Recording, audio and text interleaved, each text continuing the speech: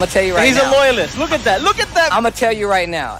You get so many points for playing your character no matter what. Like that's like you go in the ranks for that. You know what I'm saying? Because there's not a lot of people that stick to their character because of the love, right? All these people that are jumping ship, leaving their characters behind because they don't have the tools, right? If you really love your character, you're gonna play him no matter what. Speaking of loving a character, we talked about JDCR switching to Armor King, right?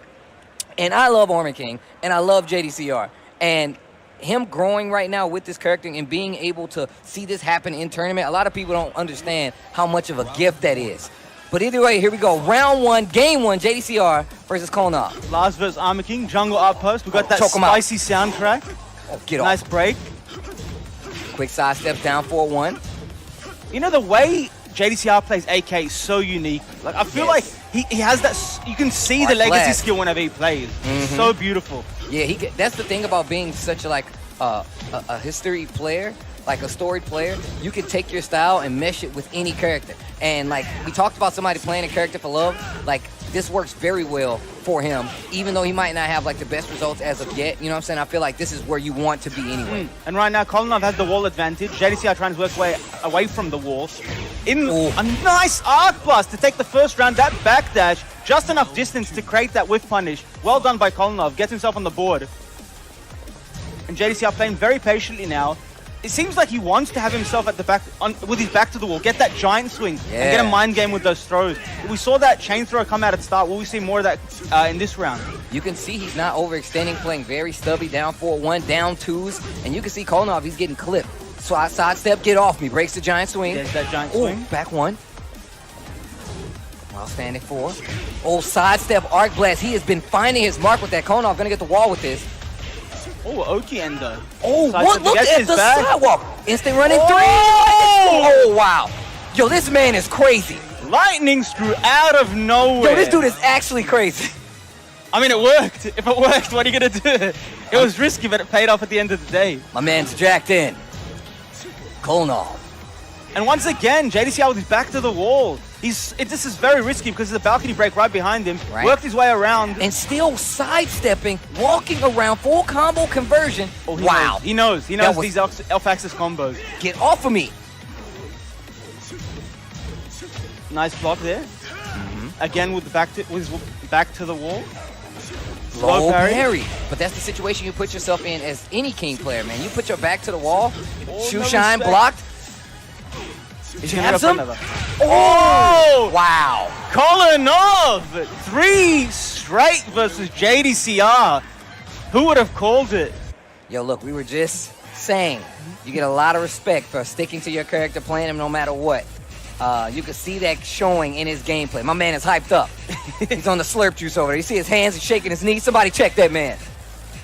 Kolnov actually uses a stick that you can't really buy. It was a special edition for winning an event at a major like a few years back, and he won King of the Fighters 13. So, you know, he's got experience in a lot of other games at a top level. That is the stubble of a man that plays multiple fighting games. I've seen it many a time before. I know by that stubble, you got a lot of stuff going on in your life, and you still playing multiple fighting games. You don't have time to be shaving. Right? You ain't got time for that. That's the last thing on your list. You think I don't care? I worry about my facial hair when I'm trying to get good at video games? Ooh. No! JDCR didn't pick Forgotten Realm. Look, I feel like I'm one and the same, right? First off, also you have to remember that last game, one of the things that happened was he wasn't able to keep himself away from the wall, even with all of his sidewalking, right? Even all the stepping that you look at him, he's still doing it, but now he has the entire stage behind him. That means he's not going to have to worry about some of the combo damage, more of Oki from Lars. I feel like this is where Lars comes in, right? People don't think Lars is that good, but me personally, I feel like he can play well on any stage. No matter what, he's going to be able to carry you, no matter what, he's going to get the Oki, and he still gets decent damage. Gets the counter hit down 4-2. Spike this man. That's such a sick ender to the combos. Yes, I love it. The touchdown spike. It has so much more force than King's one. It's so much more reckless. All right, we got that jab to interrupt the pressure. And nice, look at him, just picking him up. Oh, nice hop kick. Down 4-1. This should be it. Yeah, that should be it. And there is that ender we're just talking about. Bam! Straight to the ground.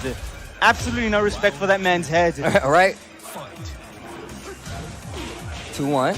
And that was JDCR's first round. After the first one being a blowout. Counter hit, full combo conversion. No, that's actually a lot more difficult than people give it credit for. Trust me, I'm an Armor King player. I know, not able to get the conversion, but still wave it, dash, down, 3. Nice pause, The counter hit. Off axis, but still gets the combo. He does have rage. He's going to do a lot of damage. And this is what I was talking about. Look at the carry. He gets the steal, rage gets the Oki, blows the blue stuff. Nice Oh, ball. very good patience by JDCR. He knew. He needed something big. JDCR waited for it, punished accordingly, and now he's up 2 rounds. Very good momentum shift right now for JDCR because going into this, Kolinov had everything that he needed. Nice. I feel like JDCR picked up on something. Double down 3. Just the fact that he's doing a lot of jabs, quick sidestepping is actually going to give him that down forward in a lot of instances. Now, if he walks out a little further, that's going to get him out of range of the arc blast, and then you're going to see those dark uppers start coming out. Boy, everything is hitting. Yeah, that was 3 rounds straight Clinical. back at him, man. That was clinical. Yo, he just did hop kick into Shining Wizard. Come on. Talk about a way to end the round. That's too emphatic. All right, Kolinov's going to want walls. He's going to want walls. Where are we going? Actually. Ooh. Oh, okay. All right. I don't blame him. We're going back home. We're going back home. I'm on the balcony and the wall, Mr. JDCR. So I feel like in that last one, JDCR just had everything down. He was stepping, blocking. He realized Kolinov was moving around a lot, but not blocking through and cancelling. Yes. So he got a lot of counter hit down forward 2s, a lot of forward 3s into big damage. And I feel like Kolinov can work around that, and he can play the same way he did in the first match. He definitely can. It can make it much closer, if not take it, because that's exactly what he needs right now. Well, that's one of the reasons he came back to the stage. He's going to try to sandwich him in, make him whiff closer, get arc blast, get those small hits, threat with the hell sweep as well, just keeping those things extremely close. There's a trade, small whiff punish there, and you can see Kolinov going back to like the small pokes, down 4-2. I feel like the only big risk we've seen Kolinov take is that lightning screw in the first match. Everything else has just been trying calculated punishes and whatnot. Oh, nice! Woo, Wow. the damage! He knows that combos. And the low, 4 straight rounds right now for JDCR. He's on fire.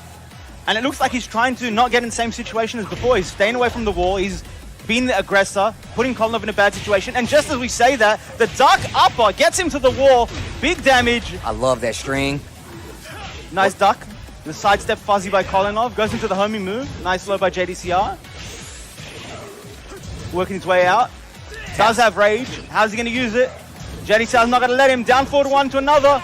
Steps into the jab. 1 round away from taking the match. His super compact play was the changeup, right? And now he's not letting him get him to those walls. That's the only major difference that we saw in this game from the first game. I feel like just that one thing has changed the whole dynamic of this. Yeah, exactly. There it is. There it is. In that one space, the wall space, JDCR just controlling it. He gets around. Now he's got the control of this set. Just turn it straight exactly around. What I'm talking about. You can see those walks coming in handy. Go switch it to the tombstone. Ugh. Oki from that grab is really good if they don't get up straight away. These down forward 1s, just keeping him in check. He can't do anything. You can't move, you can't attack. Nice punish on the arc blast. Back 1 again. Oh, the crush with the down 1-4. Well, he needs something big now. Does have rage. Can he make use of it? No, he can't. 6 straight rounds for JDCR. He just ran it straight back. There was no combos in that round. There was no combos. No combos. He literally just poked him to death. He was like, you know what? You like to hit these buttons up close. I'm a sidestep down 4-1. And it's exactly what we just said. I was like, the only difference was he started sidestepping out a little.